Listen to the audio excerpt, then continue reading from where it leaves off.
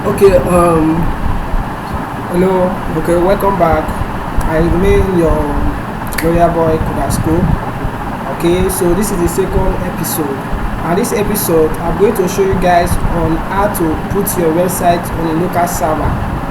Okay, so first of all, the first episode we did was on how to track a front-end website, okay, with using your AC track, and we have already kept it aside. So what we need to do next is for us to now how we can able to now upload this site on a server.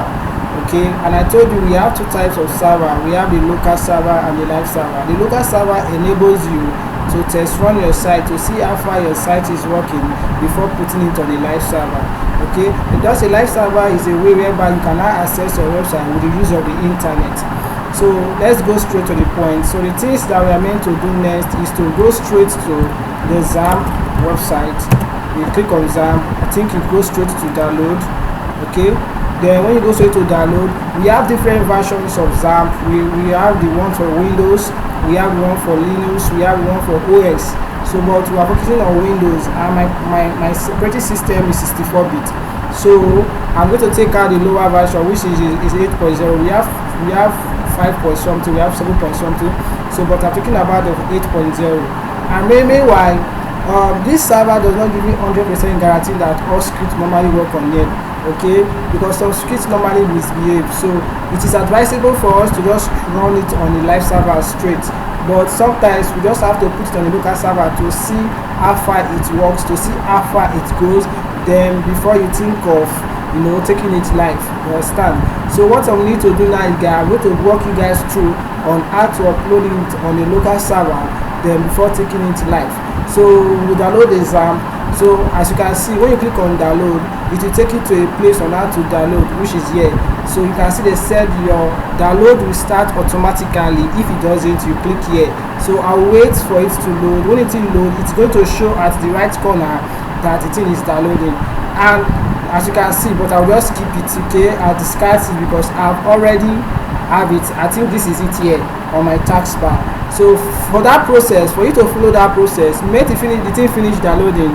You just follow the process by clicking next. Anything they tell you, just say it, just allowed, everything allowed, next, like that till it's finished installation.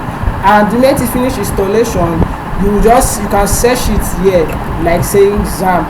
The way you search it XAMPP, you can see it as appear here. You can just right click and pin it on your taskbar so that it will be on your taskbar anytime you want to use it. So this is in my taskbar, so I will double click it, and when I double click it, it will just show me the different ways of using it. You can see the hypershare, the MySQL.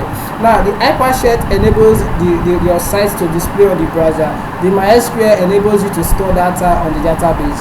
Okay, so if these both parties must be active for you to start anything. So you click on the start, which is the engine. You start the boot of the engine.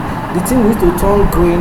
So when we finish turning green, then what you just need to do is just for you to minimize. Okay, just try to minimize. You can now click on this place of the administrator. It will take you to localhost/phpMyAdmin, which is the database where you go to create a database name for your project. So what I need to do first of all, when installing this server, it creates a folder for me. Okay, so what we need to do now, we'll go straight to the localhost, which is localhost.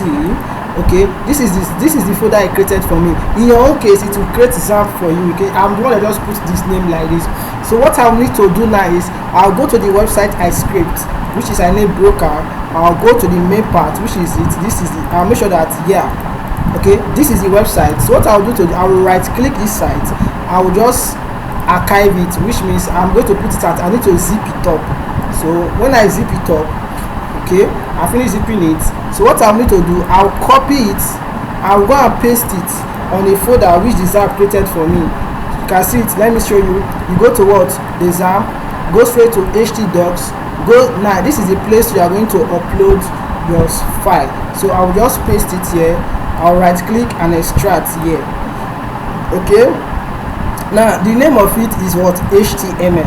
Okay, so for me to access this thing, as long as my server is on, I'll just search for localhost /html, and this is it. So it will take me straight to my website. If you have any challenges, you can just tap in